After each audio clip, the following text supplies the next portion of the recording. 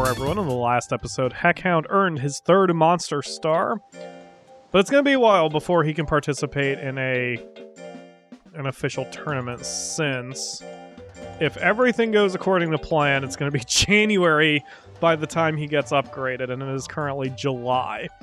I don't know where we're even going to be by then, but we'll figure it out. And Engel's going to go for his official tournament next week, but the week after, Loza, I guess the week after that, Mimi is going to be in her first battle, her first tournament, so hopefully she will be ready for that. So we're going to have 3 straight tournaments, as you can see here. And as mentioned in the last episode, once Aerith hits her next life stage, which will be her final life stage, we're going to head into the volcano and see if we can gather some medallions or grind or do something to try to improve the gym here in the ranch, because I don't know, man. I just feel like we're falling behind somehow and I'm doing something wrong. And as always, I encourage you guys to comment to me down in the, obviously, the comment box. Give me some advice about what I should be doing here to get through the S-Class, because that is our overall goal. We do have an end game. We just want to try to get through the S-Class, and apparently there are special tournaments in the S-Class that I have never worked with, so I want to try to get those. That's what I want to do. Alright, so checking over numbers. Mimi does not have a goal, but her accuracy is garbage. Okay, so we're going to put her accuracy to 10. Aerith's goal is to hit accuracy 25. She's on her way. Loza is supposed to hit... Loza doesn't have a goal. Oh, that's right. I don't know what I'm going to do with Loza in the short term. I need to get him into a tournament, which will happen soon. So I'm going to put him on power for now until I have something for him to do. Heckhound is going for power 30, and Engel still doesn't have a goal either. We're going to give him power undetermined until we get him in a tournament as well and see where he's at. So, accuracy. Yeah, and then accuracy. And Loza needs to rest, but Heckhound is power.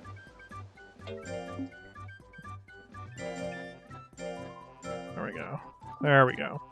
You know what? I'm going to switch that since he's frustrated. Let's go ahead and give the sandbag to Heckhound. And Engel can have just normal exercise. He might be frustrated, but he's not super tired yet. So, yep. See, he got the let out. Man, maybe being tougher on these guys would be a better idea. Because everyone did what they needed to. I'm just afraid of, like, scolding them too hard, but again, someone in the comments, I think, suggested that I scold them below 80%, or maybe even 90%, which, I mean, I'll do it if that's gonna wind up being for the best. I just was surprised that that's gonna work. I figured they'd run away from home and be upset if I did that, but, I mean, whatever's necessary, I suppose. Okay, and it says you're okay, so you've got another week in you, Aerith. Keep going, my dear. Okay, damn, Heckhound. Well played. Alright, everyone's doing pretty well. We're gonna shove a melon down her throat. Melon. Yay, fruit. I need to get another pack of fruit. My favorite fruit is pineapple. And I'm overweight. I have no problem admitting that I'm overweight. And I've been trying to lose some weight, but I'm not dieting or anything. I'm just trying to make smarter choices, which makes me sound like I'm in a friggin' ad. But anyway, I'm just trying to make better choices. Snacking less on Doritos and eating more healthy food. And frozen fruits are one of the best things you can eat. And we sell this mix of fruits. It's bananas, strawberries, and pineapples in a frozen bag. And you just thaw that shit and you eat it straight. And I love it. And I need to see if we sell just a bag of pineapples. Because I hate dealing with the actual pineapple. It's sticky and messy and gross and dulls your knives. It's just a pain in the ass. Unless I have a samurai sword, I don't want to be chopping up pineapples all day.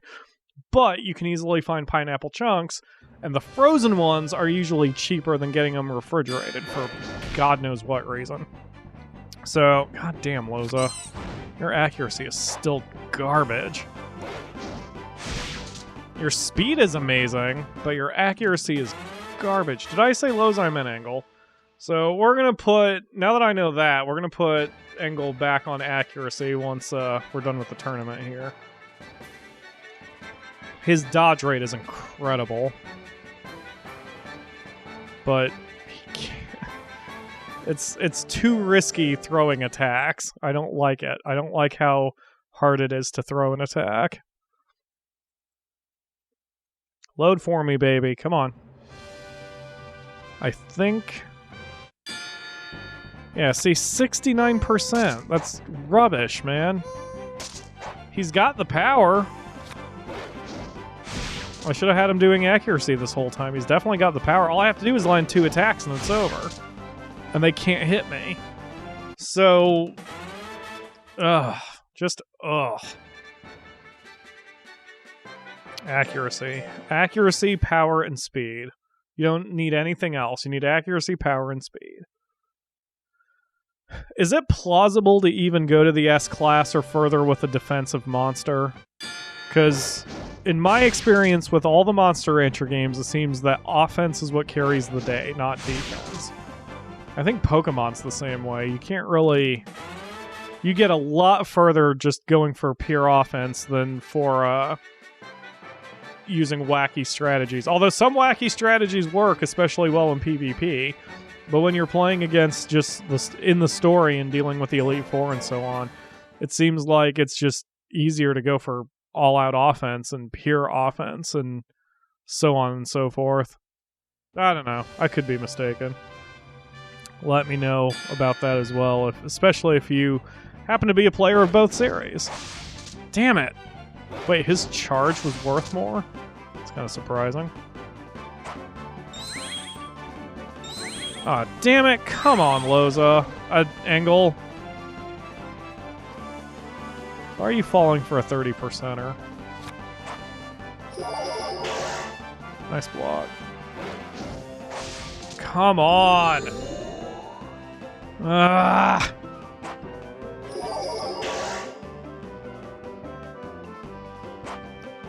Probably only have to land 1 hit against her and we'll be in good shape.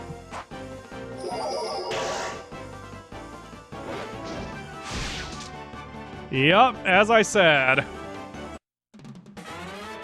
That accuracy. We have got to go all out for accuracy with Engel. I think I'm going to take him 10 levels up, not just 5. Usually I go 5 levels at a time when I do their goals, which I'm sure you've noticed. But so we've won the tournament because even if we lose this, we'll win on knockouts. But I would prefer to sweep it. I hate having to rely on accurate attacks instead of normal attacks. Yeah, see? God damn, the random number generator is against me. I said that with a weird accent. I don't know why. The random number is against me. Alright, enough. Yes, yay. Goddess, whatever.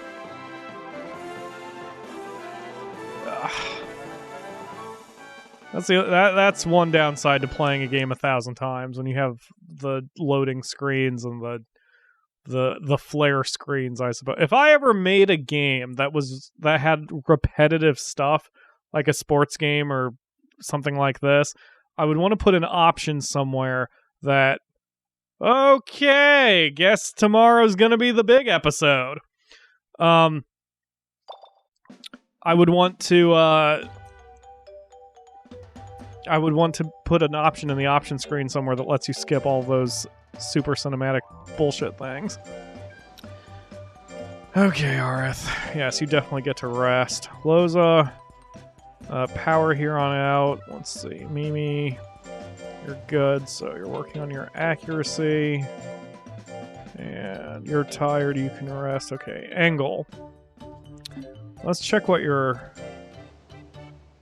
Okay, your accuracy is 20, so I'm gonna order your accuracy to 30, and you may not even make that before you pass away. But that is our goal. You need to rest since you have a match today. And you get the let out with the M targets. Alright. Okay, good. He's working on it. And he's in the 80s. That's good. That's decent effort. Okay. Wow. Heckhound, I am sorry. Man, who knew a big, huge panda dog would go through food so fast? Who's your good heckhound? Who's a good heckhound? Alright. Loza, you are in a tournament, so you obviously get some nums. I have a watermelon. I don't know if a squid will fill you right now, so that'll definitely fill you. I'm glad you like it, buddy. Alright, and then... Oh, that didn't even fully fill him. Oops.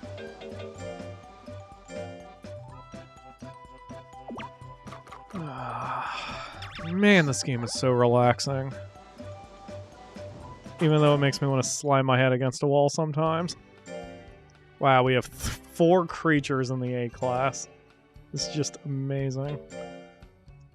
Let's see. And then it's 2. There. Okay. Yes. Okay, we're good. Yes. Okay, Loza, good luck, buddy.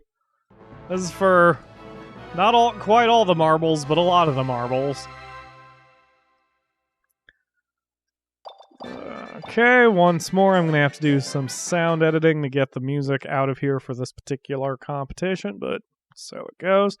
And looking at the time, this might wind up being a little long of an episode because I want to be able to clear all 3 tournaments that we're doing. So tomorrow's episode can be a nice long one.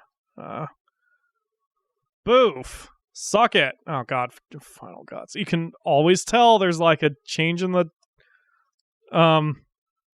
animation. Got him.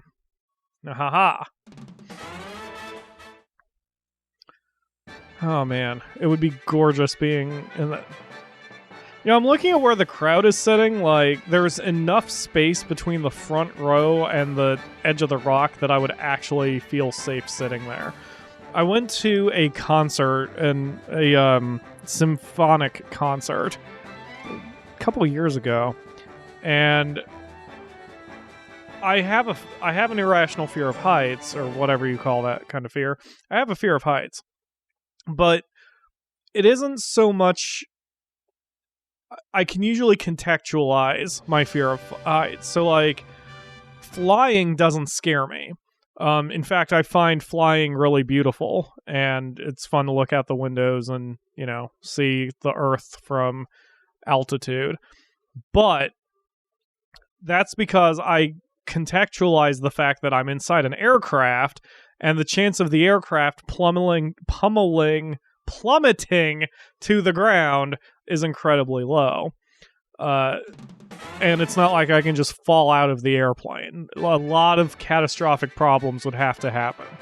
Conversely, when I went to that symphony, I was in the upper deck. I don't know what you call it exactly, but I was in the upper deck of the the auditorium, I guess. And the only thing separating me from falling to the first floor was a thigh-high rail that barely could...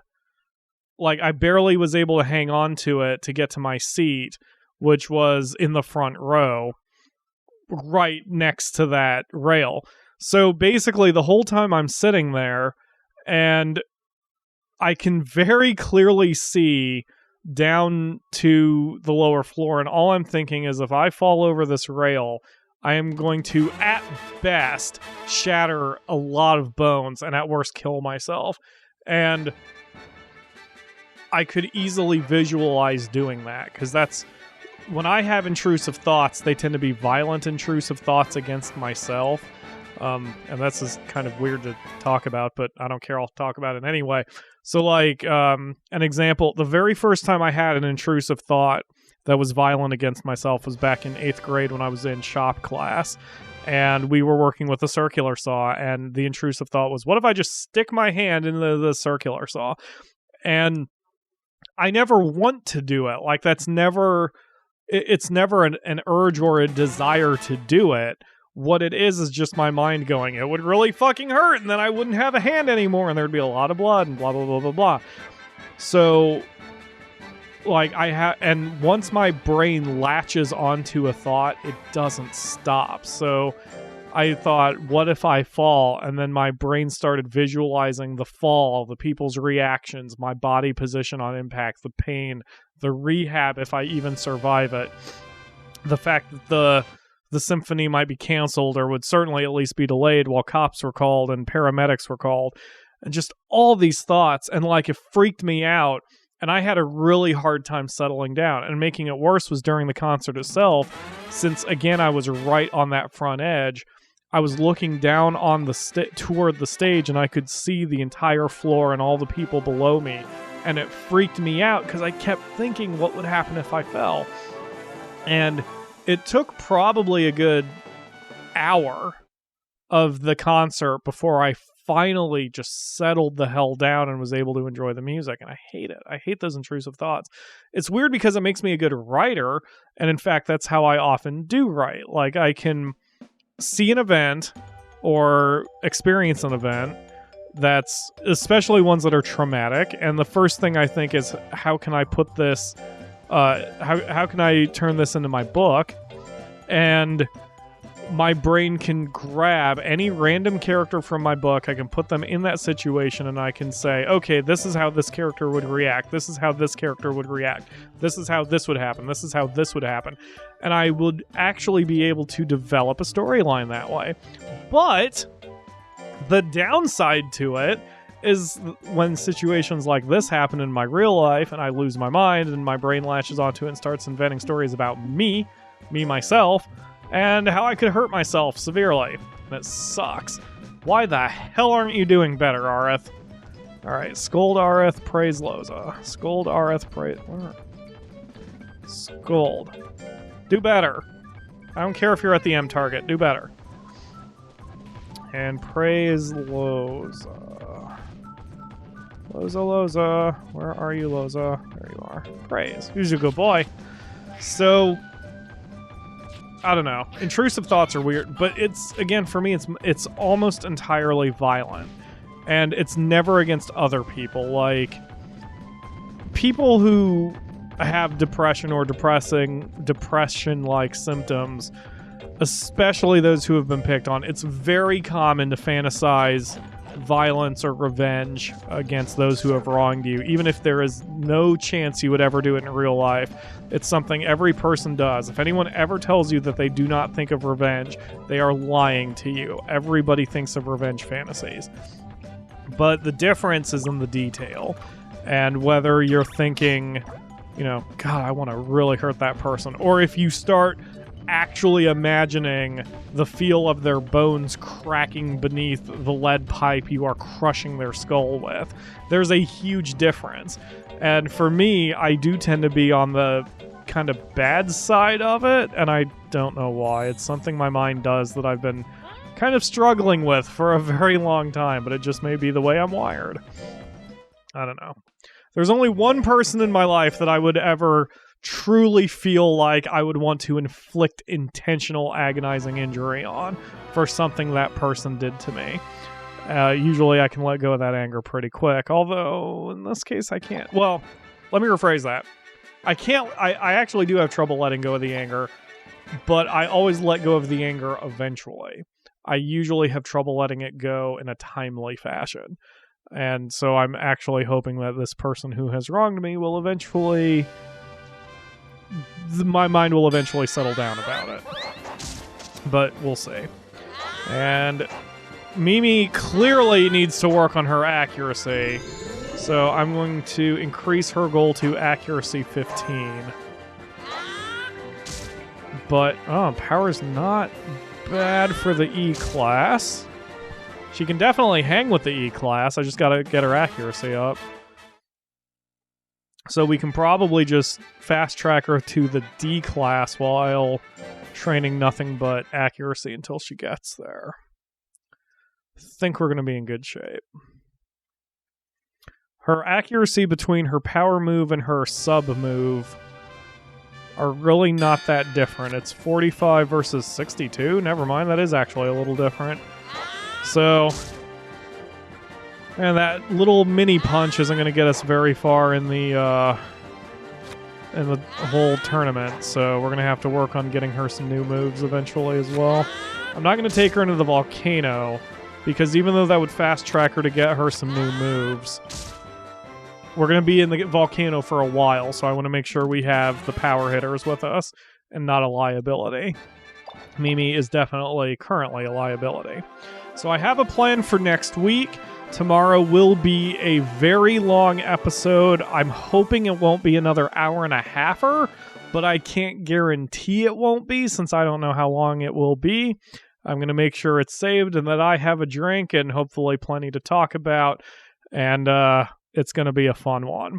And an incredibly repetitive one. But hopefully we can get some nice material and improve our gym, so to speak, our ranch here. So remember to comment if you have any advice that you think I should be following to try to get to the S class.